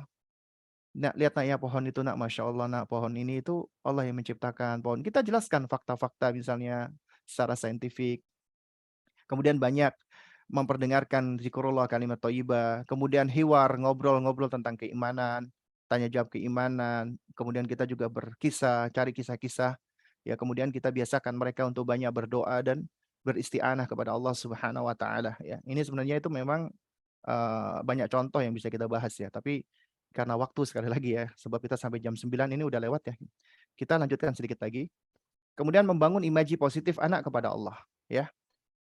Jadi jangan sampai kita membangun imaji negatif anak kepada Allah dengan cara banyak nakut-nakuti anak. Menjelaskan Allah marah sama kamu, Allah azab kamu, nanti kamu dimasukkan neraka. Jangan, itu belum waktunya di usia dini. Ya. Karena itu akan membangun imaji negatif. Yang kita bangun imaji positif. Jelaskan tentang sifat-sifat Allah, nama-nama Allah, perbuatan Allah, yang semuanya husna, indah, baik, adil, bijaksana. Dan kaitkan segala bentuk keindahan ciptaan Allah dengan penciptanya. Agar anak takjub. Misalnya ketika mereka melihat ya pantai yang begitu indah, taman yang begitu indah, kemudian ketika kita ajak hiking, gunung yang begitu besar, ya itu manusia itu punya kecenderungan takjub dengan sesuatu yang indah, yang hebat. Nah, ini yang menjadi dasar untuk kita mendidik mereka ya. Kalau dengan hal-hal ini saja kita sudah apa namanya? Kita sudah takjub ya, maka nak ini semua adalah ciptaan Allah, makhluk Allah ya. Jadi Allah jauh lebih sempurna, istimewa, jauh lebih hebat daripada ini semua. Kemudian kita tunjukkan secara konkret berbagai kasih sayang Allah, diantaranya dengan kita sebagai orang tua yang menunjukkan kasih sayang. Karena kasih sayang kita itu adalah sesuatu yang udah Allah tanamkan. Mereka belajar secara konkret kasih sayang Allah melalui kasih sayang kita. Kemudian taklil ya, atau meminimalisir ancaman dan takhwif ya. Dan kita lebih banyak untuk apa? Untuk memotivasi dan mendorong mereka. Kemudian bermain dengan mereka, karena bermain sarana menautkan anak dengan Allah. Ini fase mereka bermain. Usia anak dini adalah usia bermain dan bersenang-senang. Ini suatu hal yang sudah maklum, ya, ma'ruf. Belajarnya mereka melalui bermain. Dan bermain adalah sarana untuk menstimulasi perkembangan dan pertumbuhan mereka. Nah, saat bermain, itu hendaknya diberi pijakan-pijakan mengaitkan kepada Allah. Baik dengan memperbanyak ucapan yang mengandung lafzul jalalah, Masya Allah, Alhamdulillah. Juga diberikan ucapan yang menautkan aktivitas kepada Allah. Misalnya, Masya Allah, kakak diberikan Allah kemudahan, Allah berikan kakak kekuatan untuk bisa melompat, berjalan, berlari, ya. Dan kemudian cari permainan yang tidak mengandung unsur keharuman dan tentunya punya manfaat yang bisa menstimulasi fisiknya, motoriknya, sensoriknya, dan seterusnya. Kemudian yang terakhir adalah gunakan langkah 7T. Ya, apa itu? Pertama, tahbib wa tarwih. Jadikan anak itu senang dan suka dengan sesuatu yang akan kita ajarkan. Karena itu menjadi motor kalau udah muncul rasa senangnya. Kemudian targhib wa tansyid, ya, kita motivasi, kita dorong agar mereka selalu semangat. Kemudian ta'ziz wa takdir, kita hargai dan apresiasi. Apapun hasil dari yang mereka kerjakan, berhasil atau tidak, bagus atau tidak, tetap kita hargai dan apresiasi. Karena bukan hasil yang menjadi tujuan kita, tapi upaya mereka, ikhtiar mereka. Kita pun sama, kita nggak bisa menjamin hasil. Yang penting adalah kita berikhtiar. Kemudian tanawu wa tafannun, ya, variatif dan tidak monoton. Artinya ketika melakukan sesuatu, apapun itu, ngajar, mendidik, jangan sama terus, ya. Bahkan menasehati pun juga jangan dengan cara yang sama, variatif, ya, dan tidak monoton. Manusia itu gampang bosan. Nabi SAW pun juga sama, ketika ngajar, Nabi itu juga variatif, ya. Apa namanya? Ya takhallal, artinya beliau tidak, ya, setiap hari ngisi kajian, ya, akhirnya menjadikan sahabat itu bosan, ya. Kemudian tashil wa taisir, yaitu memudahkan, tidak mempersulit. Karena agama kita ini mengajarkan yasiru wa la tu'assiru. Kalau ada yang mudah, maka ambil dulu yang paling mudah, yang paling gampang. Kemudian tadarruj, bertahap, step by step. Ya, tidak langsung ngambil shortcut, jalan-jalan pintas. Orang yang suka ngambil shortcut itu biasanya gampang tersesat. Ya, bahkan bahaya, bisa binasa kalau seringkali mengambil jalan pintas, ya. Bisa mendatangkan madarat. Nah, kemudian jangan lupa ta'awun, kerjasama. Dan yang gak kalah penting lagi adalah, ya, banyak berdoa kepada Allah Subhanahu wa taala. Nah, ya alhamdulillah, ya mudah-mudahan yang sedikit ini bisa memberikan manfaat, ya. Berikutnya mungkin apabila ada pertanyaan yang bisa saya jawab, yang tidak bisa saya jawab nanti bisa diajukan kepada ustadz-ustadz yang lainnya. Nah, Baik, jazakumullahu khairan atas penyampaian materi dari Ustadz Abu Salma. Selanjutnya, mari kita lanjut ke sesi tanya jawab. Izinkan saya membacakan beberapa pertanyaan yang sudah masuk melalui Google Form dan kemudian nanti akan dilanjut dengan beberapa pertanyaan langsung. Pertanyaan yang pertama, bagaimana cara kita mengajarkan tauhid kepada anak yang berkebutuhan khusus? nah, Silakan, Ustadz. anak yang berkebutuhan khusus itu anak spesial, anak gifted. Nah, oleh karenanya kita seringkali mengatakan ini anak yang spesial, anak yang gifted, anak yang memang punya kebutuhan khusus. Dikatakan berkebutuhan khusus karena dia unik, berbeda dengan anak-anak lainnya. Ya, dan yang tampak dari kita mungkin adalah dari sisi kekurangan, ya. Dari sisi, wah ini kenapa ya kok ada kurang atau ada cacat atau ada atau ya semisal itulah, ya. Tapi sebenarnya apa yang Allah Subhanahu wa taala ciptakan itu yang tidak ada yang kurang, ya. Jadi mungkin tampak kurang menurut persepsi kita, biasanya itu Allah akan lebihkan di sisi yang lain. Nah, contoh misalnya anak-anak berkebutuhan khusus misalnya, di antaranya anak-anak Down syndrome. Ini anak yang istimewa, spesial. Anak-anak seperti ini mungkin secara kognisi mereka kurang, ya, dan ujiannya besar karena menuntut kesabaran dari orang tua. Karena mereka mungkin lebih lambat dalam hal kemandirian, bahkan mereka bisa jadi sampai tua masih masih terus bergantung dengan orang tuanya. Tapi biasanya Allah akan berikan kelebihan dari sisi lain. Biasanya anak-anak seperti ini itu anak-anak yang masih polos, ya, bersih hatinya. Mereka tidak mengenal dusta, mereka tidak mengenal bohong, mereka tidak mengenal kejelekan. Kenapa? Karena mereka udah membawa innate goodness, bawaan yang baik secara fitrawi, itu baik mereka itu. Jadi anak-anak seperti ini setahu saya nggak ada yang melakukan keburukan, kejelekan. Kenapa mereka misalnya melakukan keburukan? Biasanya niru atau mencontoh. Dan mereka juga sulit untuk bisa meregulasi emosi. Kadang-kadang mereka nangis, teriak-teriak, atau bahkan melempar barang. Ini seperti anak-anak lah, ya. Tapi secara asal, secara kejiwaan mereka itu bersih, mereka tuh baik. Ya, sehingga meskipun mereka sudah balik, biasanya anak-anak seperti ini tuh ya mereka masih tetap dihukumi seperti anak-anak. Kenapa? Karena yang menjadi syarat taklif itu adalah akal. Ya, akal. Dan akalnya mereka ini masih belum sempurna. Nah, karena kita tahu yang namanya usia itu pada manusia itu ada namanya usia kronologis. Usia kronologis itu usia sesuai dengan apa kronologis ya tahun berubahnya tahun. Anda misalnya saat ini ya usia 25 tahun secara apa kronologis ya berarti usia Anda 25 tahun. Kemudian ada usia biologis. Usia biologis itu artinya usia kronologis yang diikuti dengan apa perkembangan tubuh.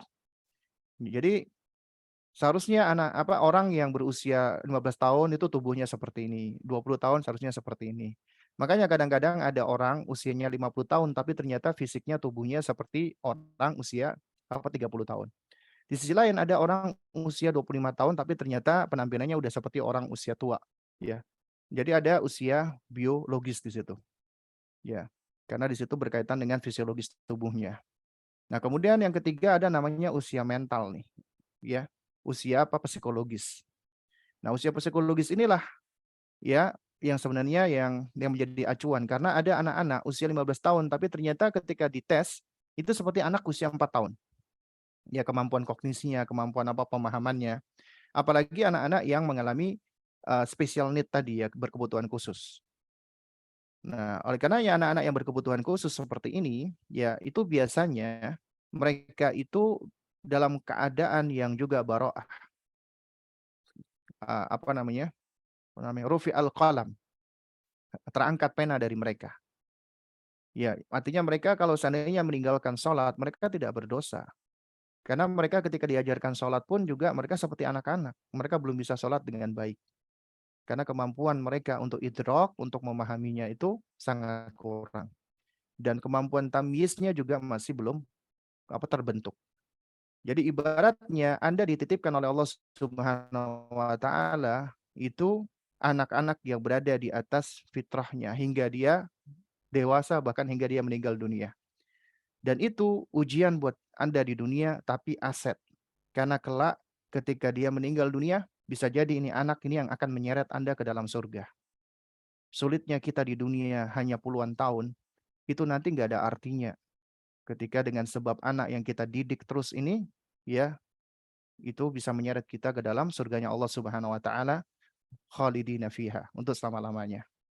Oleh karenanya menghadapi anak seperti ini, sebenarnya kita cukup terus mendidik dia. Kita tetap bersabar menghadapinya. Kita tetap terus ya berupaya menyampaikan sesuai dengan ya kemampuan yang dia miliki, daya paham yang dia miliki, ya. Artinya kita berupaya untuk tidak memberikan contoh-contoh atau memperlakukan yang dapat menyakiti hatinya. Tetap dia manusia yang dapat sakit hati, ya dan yang semisalnya. Ya, jadi tetap kita menyayangi dia apa adanya. Itu titipan dari Allah Subhanahu wa taala. Ya. Dan ya seperti misalnya Anda tes dia, Anda bawa, iya ternyata usianya sekarang 15 tahun, tapi seperti anak usia 2 tahun misalnya, atau anak usia 3 tahun. Ya kemampuan kognisinya masih benar-benar belum berkembang. Ya maka meskipun tubuhnya gede, ya tetap daya pemahamannya seperti anak kecil. Kita melakukan pendekatan sesuai dengan kemampuan berpikirnya dia, kemampuan bernalarnya dia. Jangan dikasih perkataan-perkataan yang sulit, yang jelimet ya. Misalnya ketika dia belum bisa bicara atau bicaranya masih sedikit patah-patah ya. Ya maka kita ajak misalnya kita talqin, kita tasmi, Allah, subhanallah, Allahu akbar ya. Intinya kita seperti menghadapi dia menghadapi anak kecil gitu meskipun tubuhnya gede. Ya, jadi sebenarnya anak-anak special needs seperti ini bagi orang tua itu tidak perlu ekstra khusus untuk mengajarkan tentang tauhid yang seperti anak-anak lain.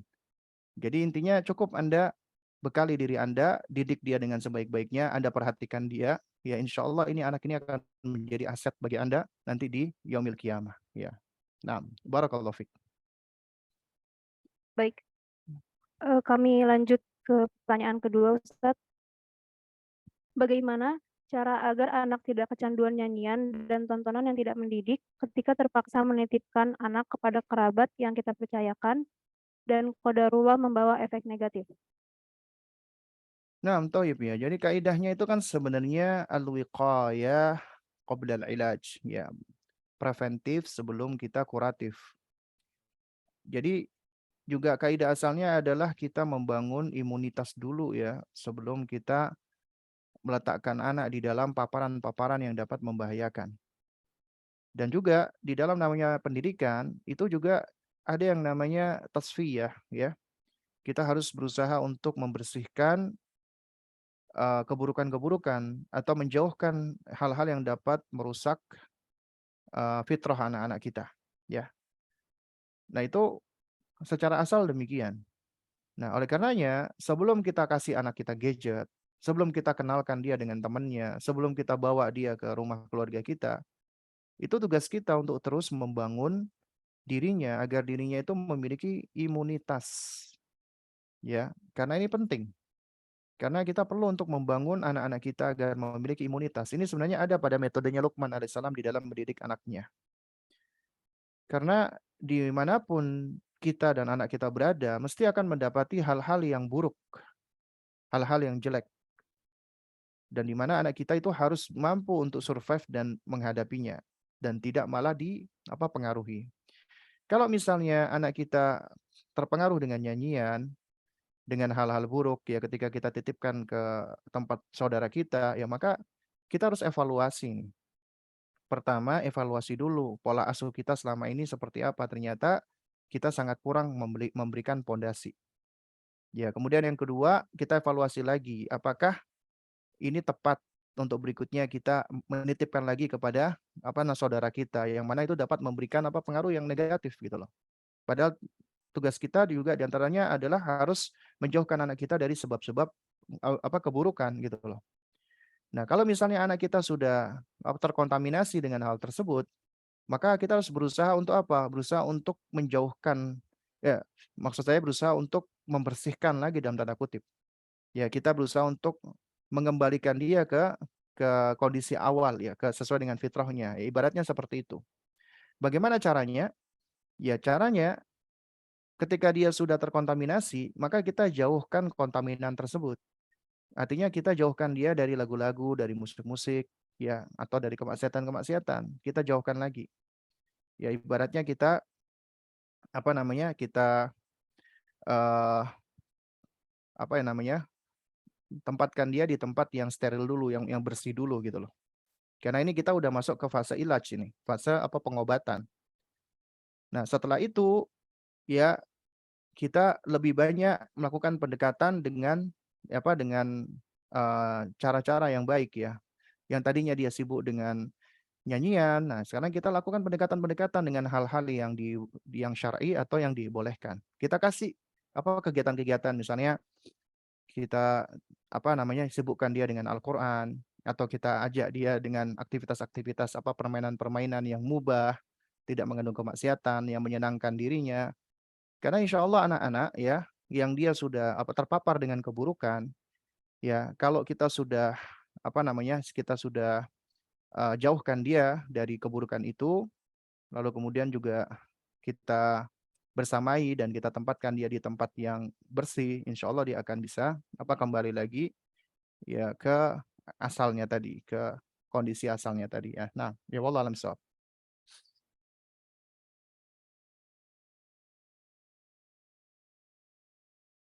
Baik, Ustadz. Kami lanjut ke pertanyaan selanjutnya. Bagaimana cara mengatur emosi kepada anak yang hiperaktif?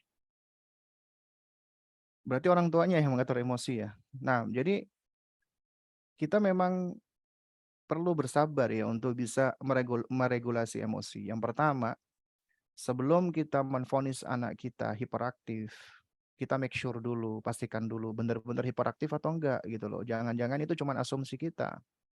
Karena anak-anak usia dini itu memang mereka butuh banyak bergerak, butuh banyak untuk melakukan, aktivitas yang aktif gitu loh, ya. Itu memang kebutuhan mereka, ya. Jadi jangan sampai karena mereka memang fasenya aktif, kemudian kita katakan hiperaktif. Jadi make sure dulu, pastikan dulu. Cara make sure-nya, ya kita punya ilmu, belajar, kita observasi, kalau kita belum mampu ya kita bawa ke ahlinya, bawa ke psikolog anak untuk dilihat. Kemudian yang kedua, ya, kita coba cari tahu nih, faktor-faktor apa yang menyebabkan anak menjadi hiperaktif dan bagaimana caranya supaya bisa mengurangi hiperaktif tadi. Itu poin-poin yang penting dulu ya sebelum kita bicara tentang yang lainnya. Nah, baru kemudian setelah itu kita bicara tentang bagaimana kita mengelola emosi kita. Kalau memang benar anak kita adalah hiperaktif, ya berarti ini adalah karunia dan ujian dari Allah untuk kita sebagai orang tuanya. Yang harus kita bangun di dalam pikiran kita, mindset kita adalah Allah ketika memberikan kita amanat, ya termasuk anak yang hiperaktif, itu nggak mungkin Allah amanatkan dalam keadaan kita nggak sanggup untuk menghadapinya. Nggak mungkin. La yukallifullahu nafsan illa wus'aha. Allah tidak akan membebani seseorang melebihi daripada kapasitasnya. Nggak mungkin. Artinya Anda sudah diberikan Allah kemampuan untuk bisa menghadapi anak Anda, menjalankan amanat. Pasti bisa dengan izin Allah. Karena itu harus bangun mindset. Sesulit-sulitnya anak ya.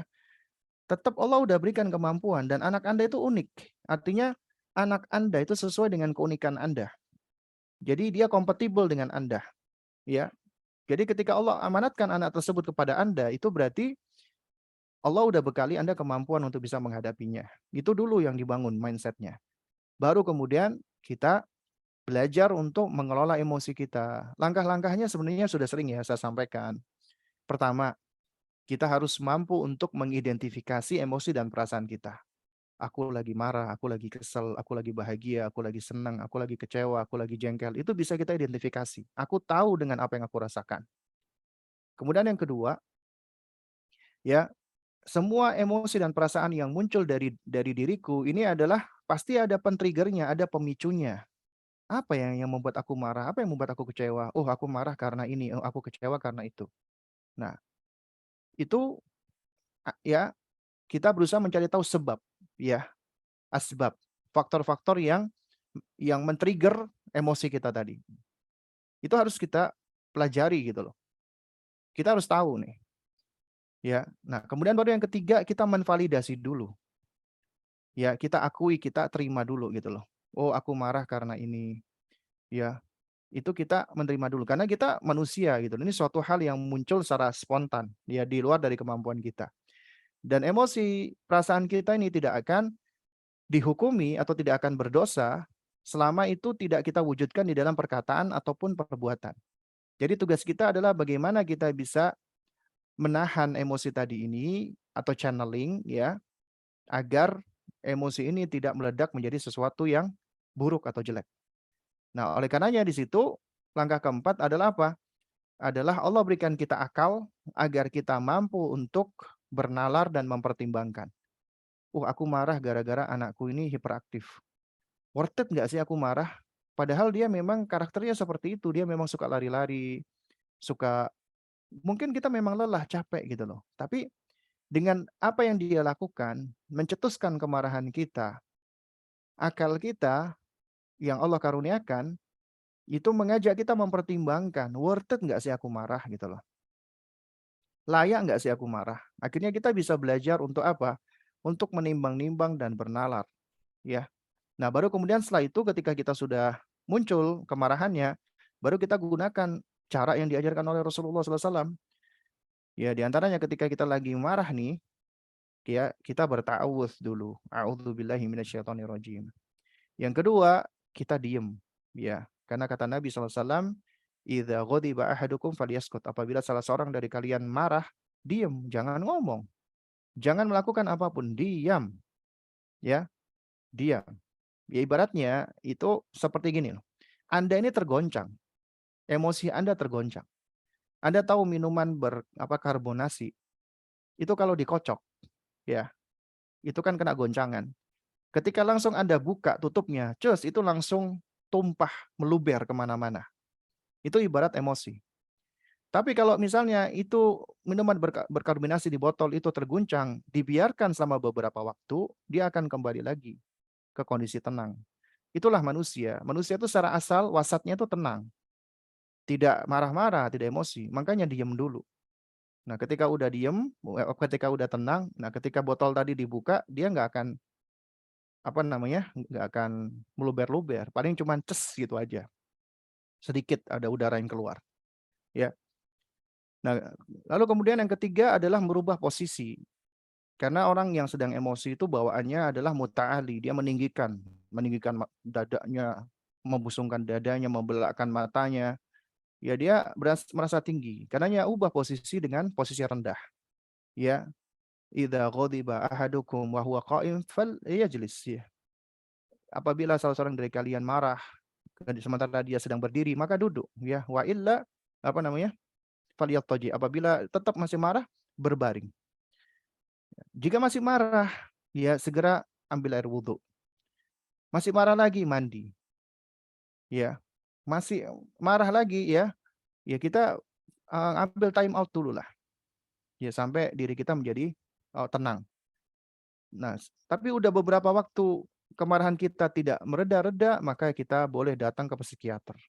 Karena ada gangguan dengan diri kita. Nah, wallahu a'lam.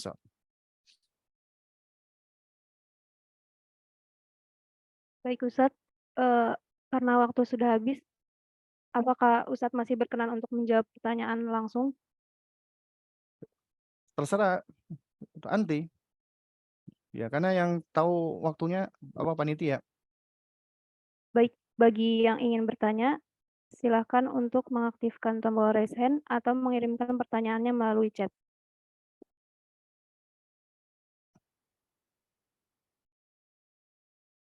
Kepada Ukhti Melsa Helvita, dipersilahkan. Assalamualaikum warahmatullahi wabarakatuh. Assalamualaikum Ustadz, barakallahu fiik. Semoga Allah membalas Ustadz dan menjaga Ustadz keluarga dalam rahmatnya. Amin ya rabbal alamin. Izin bertanya Ustadz. Tadi Ustadz menjelaskan salah satu pijakan mendidik anak usia dini adalah membangun imajinasi positif anak kepada Allah. Salah satunya menunjukkan kasih sayang konkret dari orang tua. Bagaimana Ustadz jika orang tua terlanjur melukai hati anak, seperti sering marah-marah kepada anak, tidak sabar kepada anak karena kebodohan orang tua? Bagaimana orang tua memperbaiki hal tersebut Ustadz dan bisa kembali membangun agar anak mencintai Allah dan anak mencintai ibadah karena Allah, serta mudah kami menasihati jika anak melakukan keburukan. Itu saja Ustadz. Jazakumullah khairan wa barakallahu fiik. Nah, thayyib wa fik barakallah wa jazakillah khairan ya. Nah, jadi sebenarnya yang pertama ya imaji positif bukan imajinasi ya. Beda ya imajinasi sama imaji. Imaji itu image artinya gambaran ya. Kemudian yang kedua, eh siapa sih di antara kita itu yang tidak pernah melakukan kesalahan? Hatta seorang yang dia sudah belajar ilmu parenting ya bertahun-tahun tetap akan ada waktu-waktunya di mana dia akan jatuh kepada kesalahan. Dia tinggalkan ilmunya. Kenapa? Karena manusia, ya. Nah, bedanya orang-orang yang berilmu ketika dia tahu dia salah, dia segera kembali bertaubat kepada Allah. Ya. Dan alhamdulillah ketika anti ya belajar, anti tahu itu salah dan menyadari kesalahan itu adalah karunia dari Allah. Itu adalah titik tolak kita melakukan perbaikan. Kita iktiraf, kita mengakui kesalahan. Karena nggak sedikit tuh orang tua melakukan kesalahan, dia nggak merasa salah. Itu yang akan melanggengkan perbuatannya dia terus-menerus.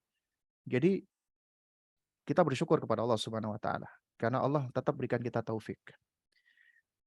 Kita sadar kita salah. Kalau kita tahu kita salah, apa yang kita lakukan? Ya kita taubat, rujuk kepada Allah, kembali kepada Allah, bertaubat kepada Allah. Ya, dan Allah adalah Tawwabur Rahim. Amanat Allah ini kita perlakukan tidak semestinya, kita salah, maka kita ya minta ampun kepada Allah. Pertama kali kita taubat kepada Allah. Kita hadirkan taubat dengan taubatan yang nasuha. kita menyesal, kita mengakui kesalahan, dan kita berazam tidak mengulangi lagi, bertekad. Meskipun nanti kita jatuh lagi, misalnya kita kembali lagi kepada Allah, taubat. Jangan pernah berputus asa dari rahmat Allah. Nah, kemudian yang kedua, setelah kita bertobat kepada Allah, maka kita harus istihlal, mencari penghalalan dari makhluk, meskipun itu anak kita yang masih kecil. Mungkin sadar nggak sadar, anak kita tetap punya trauma atau sakit hati atas apa yang kita lakukan. Karenanya, kita harus mengawali dengan minta maaf. Nak, maaf ya nak, Umi selama ini mungkin ngomong kasar, nak, maaf ya nak, Umi kemarin marah sama kamu, nak, Umi menyesal, nak. Ya, kita tunjukkan penyesalan kita. Dengan ketulusan hati kita bicara, kita peluk anak kita elus-elus badannya, usap-usap apa kepalanya, tunjukkan kita menyesal. Minta maaf itu mulia, memberikan maaf itu mulia, Anda mengajarkan akhlak yang mulia. Ya. Jadi minta maaf sama anak. Kemudian yang ketiga, ya, karena ini kita udah bertaubat, kita berazam untuk tidak mengulangi, maka kejadian yang sudah lalu sudah nggak bisa kita ubah lagi. Yang paling penting sekarang dan yang akan datang. Itulah fokus kita. Nah, karenanya ketika kita tahu kita kemarin suka melakukan hal-hal yang tidak baik, maka sekarang kita harus berusaha untuk menebus semampu kita dengan berbuat baik kepada anak kita. Lebih perhatian, lebih sabar, lebih lemah lembut, lebih berusaha ngertiin anak, dan seterusnya. Kemudian jangan lupa banyak berdoa kepada Allah. Agar Allah berikan kita istiqomahan, agar Allah berikan kita kesabaran, agar Allah jadikan anak kita anak yang saleh dan salihah. Kita pun juga senantiasa diberikan taufik, ya. Dan setelah itu kita bertawakal kepada Allah. Nah, wallahu a'lam bishawab. Baik, kami lanjut ke penanya selanjutnya kepada Ukti Citra. Kami persilahkan. Assalamualaikum warahmatullahi wabarakatuh. Waalaikumsalam. Izin bertanya, Ustadz, saya Citra. Ustadz, bagaimana strategi untuk mendidik anak ketika kita dalam kondisi rumah tangga itu yang sudah ada perceraian? Kemudian di mana anak juga telah kehilangan keluarga terkasihnya yang biasanya mengasuhnya, yaitu neneknya, karena terkadang kita terlalu memanjakan gitu. Ketika mau memarahi selalu nggak jadi dimarahi karena kita merasa kasihan, merasa iba gitu. Sudah dia ini anak broken home, kemudian kehilangan orang terkasihnya juga. Mungkin itu aja Ustadz. Terima kasih. Wassalamualaikum warahmatullahi wabarakatuh. Nah, waalaikumsalam warahmatullahi wabarakatuh. Jadi memang ketika terjadi perceraian, itu yang seringkali menjadi korban adalah anak-anak. Tapi tetap ya, yang patut kita pahami bersama, mantan suami ada, mantan istri ada, tapi mantan anak tidak ada, mantan ibu tidak ada, mantan ayah tidak ada. Perceraian itu tidak menyebabkan terputusnya ikatan orang tua dan anak. Meskipun bercerai, orang tua tetap punya kewajiban terhadap anak tersebut. Kedua-duanya tetap harus hadir meskipun dengan cara bergantian. Ya. Ayahnya tetap harus memberikan nafkah.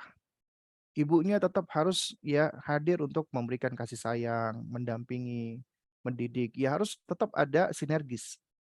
Ketika sudah punya anak, meskipun terjadi perceraian, tetap tanggung jawab berdua. Itu idealnya demikian gitu loh. Kalau enggak berarti yang mengabaikan itulah yang berdosa. Kalau misalnya anak ini sekarang misalnya tinggal sama ibunya, ayahnya udah nggak tahu kemana, ya ini juga akan menjadi pukulan entah bagi ibunya dan juga bagi sang anak tadi. Nah, sekarang yang paling penting adalah bagaimana kita berupaya untuk bisa bisa membangun kembali nih anak kita ketika dia dalam kondisi mungkin lagi shock, trauma, khawatir, cemas, takut atas kejadian-kejadian ya, atas hilangnya ayahnya. Nah, sekarang ya bagaimana kita berupaya untuk membangun itu lagi gitu loh. Artinya sosok ibu ini ya harus berusaha untuk menghadirkan laki-laki lain yang saleh. Entah itu kakeknya, entah itu pamannya, entah itu abangnya, atau yang selainnya dari mahramnya. Kalau mungkin baginya untuk menikah lagi, itu tentunya suatu hal yang baik. Tapi kalau belum memungkinkan, ya cari laki-laki yang lain yang saleh yang tetap bisa menjadi figur ya. Karena kaidahnya adalah Ya, sesuatu yang tidak bisa kita raih seluruhnya, maka tidak kita tinggalkan sebagiannya.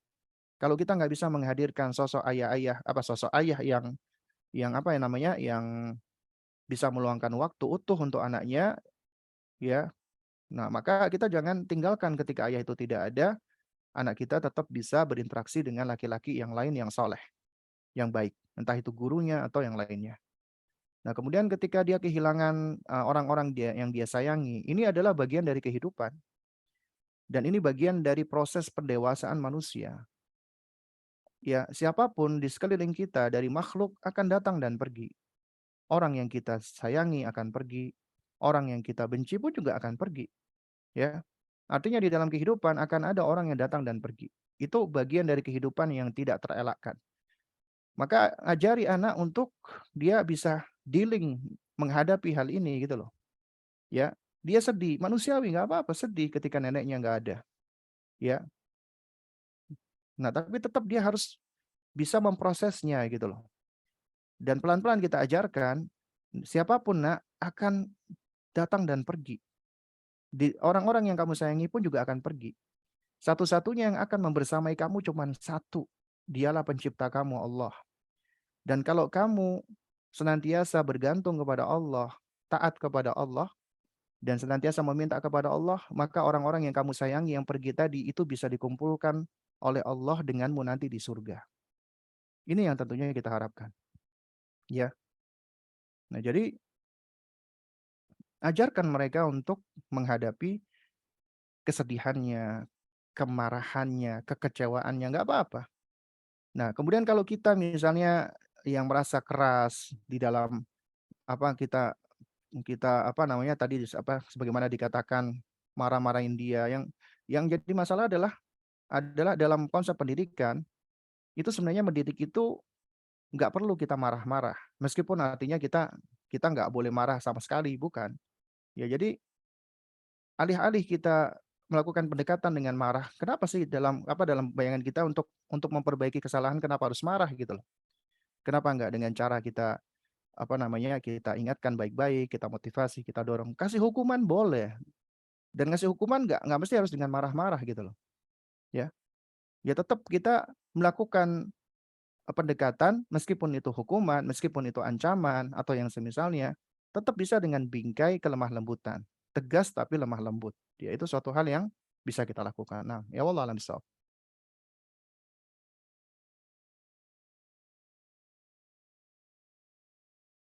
Masya Allah, jazakumullah khairan wa barakallahu fikum atas jawabannya Ustadz. Banyak sekali antusias para peserta kali ini, namun karena keterbatasan waktu, kami mohon maaf hanya bisa mencukupkan sesi tanya jawab sampai di sini. Alhamdulillah, telah selesai semua rangkaian acara pada pagi hari ini. Jazakumullah khairan katsiran. Kami ucapkan kembali kepada pemateri. Semoga apa yang beliau sampaikan bisa bermanfaat bagi kita semua. Sebelum kita memasuki penghujung acara, saya ingin mengingatkan terlebih dahulu kepada para peserta untuk mengisi link absensi yang telah dikirim melalui room chat. Baik, kita tutup acara pada pagi hari ini dengan mengucapkan hamdalah, alhamdulillahirabbil alamin. Saya mewakili panitia kelompok 5 KKN Putri memohon maaf yang sebesar-besarnya atas kekurangan dan hal-hal yang kurang berkenan selama acara ini berlangsung. Mari kita tutup bersama acara ini dengan doa kafaratul majelis. Subhanakallahumma wa bihamdika asyhadu an la ilaha illa anta astaghfiruka wa atubu ilaik. Wassalamualaikum warahmatullahi wabarakatuh.